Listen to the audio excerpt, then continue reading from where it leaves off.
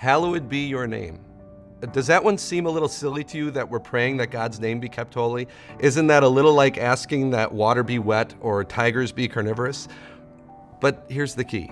In this petition, we're praying that God's name be kept holy by us. So what is God's name? Well, God's name is everything that he reveals to us about who he is and what he's done. You want proof?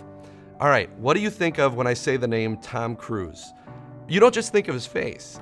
You think of everything you know about him. You think about the movies he's been in. You think about the people he's been married to. You think about how weird he is. And that brings us right to an important point. A good name can be tarnished. I mean, God's name is perfectly holy in itself. It's like gold is 24 karat, pure gold is. You can't make it 26 karat. What is the only thing you can do with pure gold? Well, you can dilute it. You can make it 14 karat or 18 karat. The same is true with God's name. We can't make it any holier, but we can dilute it. We want it to be kept holy by us. So how do we do that? Well, if you ever talk to somebody who's been interviewed quite a few times for a newspaper, they'll often tell you that you can't believe everything you read in the paper because the reporter picks and chooses what they want to include. Misquoting someone can really affect how we view someone. And God's name is no different. God doesn't like to be misquoted. And so in this petition, we're actually praying for pastors and teachers and churches to hold to all of God's word and not just some of it.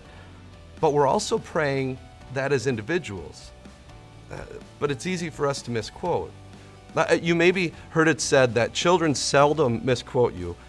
They more often say word for word what you shouldn't have said. Well, that's not true with God. With us, we just sometimes get it wrong. We know what the word says, but it's so easy for me to change love your enemies into love your allies.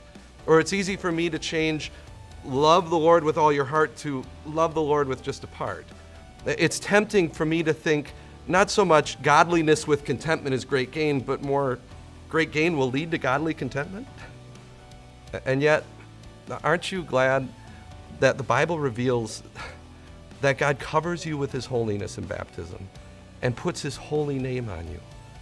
Aren't you glad that my salvation is not dependent on how purely I taught or how holy I kept God's name, but solely based on the sacrifice of Jesus on the cross? So am I. Now, as forgiven children of God, we can boldly pray, hallowed be your name.